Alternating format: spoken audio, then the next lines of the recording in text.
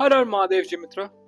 Welcome back to the channel and welcome back to Becoming Arjun. Was it 2.0? Yeah, maybe it was 2.0, wasn't it? So let's get started with today. So, we are discussing today is this book, which is 80-20 Sales and Marketing. Now, this book, in the most sense, yes, it is for marketing and sales, but it has certain principle which it is based on that actually will help you in any aspect of your life. Let me explain. People. So let me explain why it works for everyone in every aspect of life. So it is based on the Pareto principle.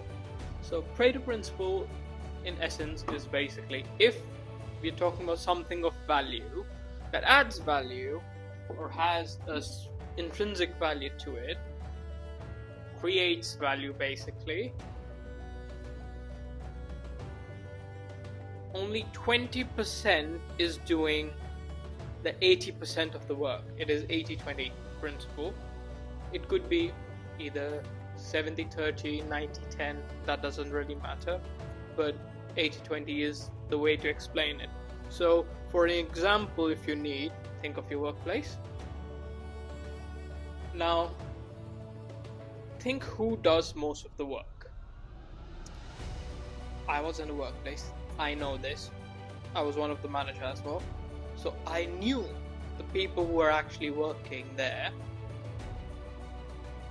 You know how managers kind of have favorites and teachers' pets and whatnot that you actually hear about? That is actually those people who are doing most of the work are the ones who are the favorites. So my favorites were the people who were doing most of the work. So out of everyone, only 20% was doing most of the work.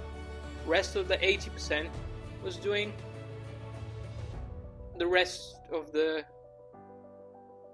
not going the extra mile, not even going the mile, basically just carrying along, because their work is done by the main two people. So it is something that is there present in every situation, even in economics, that it would be the 20% of the population that would be contributing to all of the GDP, most of the GDP. I want to say all of the GDP basically, because that is to a degree very true. So 20% of the population does all the work in that sense. So it also means how it can help you in other places of life is, out of anything of value, the real value is in the 20%. Let's take you for an example. Now let's take your daily routines. Okay, now think of all the things that you do in a day. Now out of them, only the 20% are the one that gives the most value in your life, or those are the 20% that is the most valuable things that you need to do in the day to make sure you're in a place which is better than today, tomorrow, if it makes sense. But again, remember, it could be either 30% of the things, or it could even be only 10% of the things that you do that actually matter. Similarly, it could also be 40% of things that you're doing that can actually matter. So basically the idea is a small portion adds the maximum value to the entire thing. That's what it is. The book was about marketing, so it was basically explaining all the marketing activities that you're doing, putting your energy in different places, and be it cold calling doesn't work. You need to do it, I'm not gonna lie, but it falls under the 80%. The 20% is in the cold calling, 20% is the one about lead generation and having hot leads, not cold leads. That's why. So whatever activity gets you hot leads is what you need to focus on more, because that will be a better utilization of your time. So that's the whole book is about. But it is based on the principle which actually explains a lot of stuff to you as well in your daily life. Maybe you think you're somewhere where you're not supposed to be, but you know who is responsible for that to change the situation? It is you. Now, being someone who has all his limbs, who is not dying of hunger, who is not in a place mentally that they're absolutely destroyed to the point that they can't even leave the bed. If you're someone who is not suffering with certain physical conditions that just makes it absolutely painful for you to even just walk around, if you're not in that situation and you think as a normal person your life is not what it could be, first and foremost you need to give yourself time to change that. A year is too short, a decade is too long, but the truth is people tend to overestimate what they can do in a year and underestimate what they are able to achieve in a decade. A decade can change you entirely, no matter who you are. But the thing is, every year of that decade needs to go well. It needs to go better than the first one. A good marker is to actually have a 5-year timeline, or at least 3 years. 3 years to actually properly change yourself in certain sense, being in a place where you are comfortable in your own skin and you have developed a certain skill. 2 years, those skills put into use. But the thing is, I would suggest get a skill that you can start working on from the first year, and the next 4 years you just absolutely perfecting it. In the next 2 years you would be able to do that similar skill with your eye skills. That's how you need to become. And the last 2 years of those 5 years, you would actually see the returns of the time you put in yourself and in the skill that you decide to gain. That is there. But now the 5-year timeline is there. How do you make sure that every year goes well for you? It only works when every single month goes well for you, and that works if every single week goes well for you. This is also like Pareto principle. This is also over there. You're just bottoming it down. What needs to go well? If it's 5 years, at least 1 year needs to go very well. That will help you build up on that. If it's an year, you need at least 1 to 2 or 3 months that needs to go very well, that you can actually build up on that. If you get my point, that's an example. It's a shitty example, but it is something similar to that. So if your timeline is a month, at least of 2 to 3 weeks, or at least 1 to 2 weeks, needs to go very well. And for that, you need your days to go well. Now, how do you decide your day is actually going well? Write down for a week, every day, do a journal kind of thing, what you did that day. Now, when you look at that journal at the end of the week, find the few things every day that you did that is there and you think has added value to your life.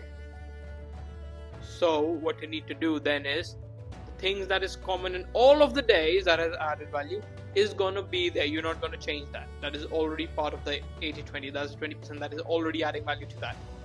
What you need to do is, you'll find the things that have added value but is not done every day, either the alternate day or once a week. But when you did that once a week, you saw, no, that added value, that made me better.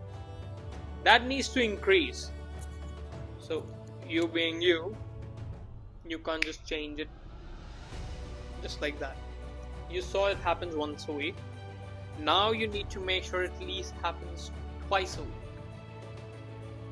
In a day, the same thing that added value happens twice a week.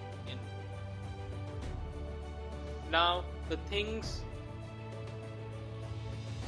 other things that are very, very common that you're doing, that is gonna happen every day anyway, that is like eating, that is the 80%. That is, yes, you need to eat to survive, yes, but that is not making you better, you know? So you need to change, in a sense, what are you eating? So, okay, 80-20 also works in things that you can, if you flip the script, and in terms of negativeness as well. So you're eating everything, that is part of the 80%. But if you will see, when you're eating junk, that is not going to be the 80%, that is going to be the 20%. That's once in a while. Once in a while is still fine, but you need to see, if it is eating junk is part of the 80%, I flipped the script. That is not okay for you. That needs to turn to the 20%. So if you're eating out or eating unhealthy 4 times a week, it should at least go down to 2 times a week. So 2 days out of 7 becomes you're eating out. That is going down. That is adding a value to you, rather than it being the 80%. You see, you can look at it both ways. So that's what you do. And then you find the things that you can do every alternate day as well, out of the whole journaling that you've done. So one of the things, if anybody wants to understand what I have done, the 80-20 principle for myself, is the things that is very much common for me that I'm going to do every day is some sort of a workout.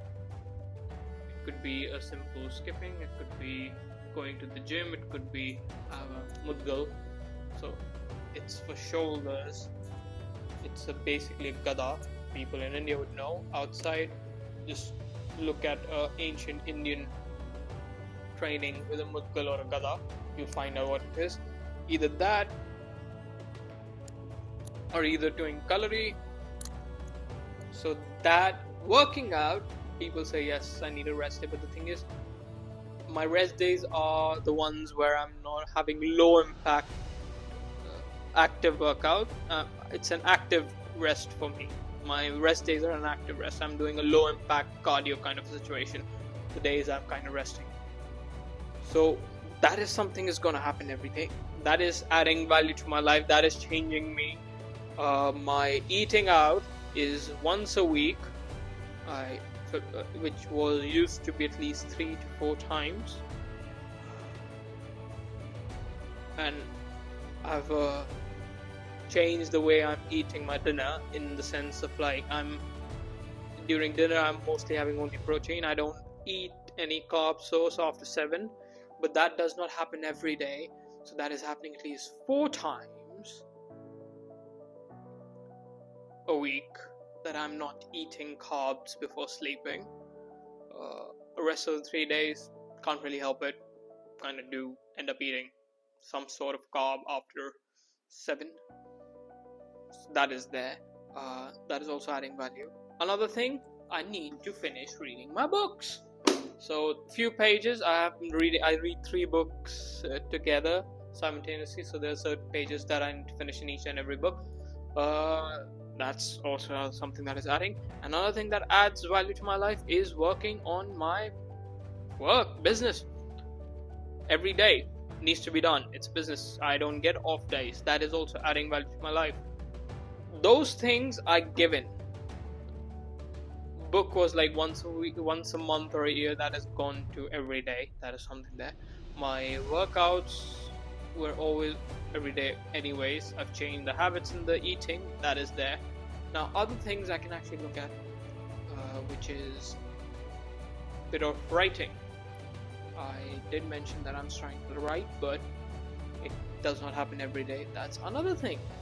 It's once in a while. It's a 20%, which is something that adds value, but can't happen every day. That needs to become the part of the 80 for any positive effect. So that is also something that I'm going to try that gets better and more regular. So hopefully I was able to convey what 80-20 principle is. You can look at it any way. You can actually look at political parties as well when you look at 80-20, like how much actual work that they have actually done. They'll do 100 different things. Only 20 out of those 100 different things would actually mean any value to you or to the country. So that's how you actually, if you look at it, anything with value, look at 80-20, and you'll see. And if you try to find that 20%, you will see, oh, this is what actually adds value to us. And if we actually perfect that 20%, we can solve a lot of issues that are there, be it in your life, be it in your society, be it in your country, or be it in the world. But it starts with you. So 80-20 it is. Hopefully you liked it. If you want any other things that you want to discuss on top of what I'm going to be doing every week anyway, please comment, let me know. Hope you enjoyed today. See you next time. Hara Mahadev, Mitra.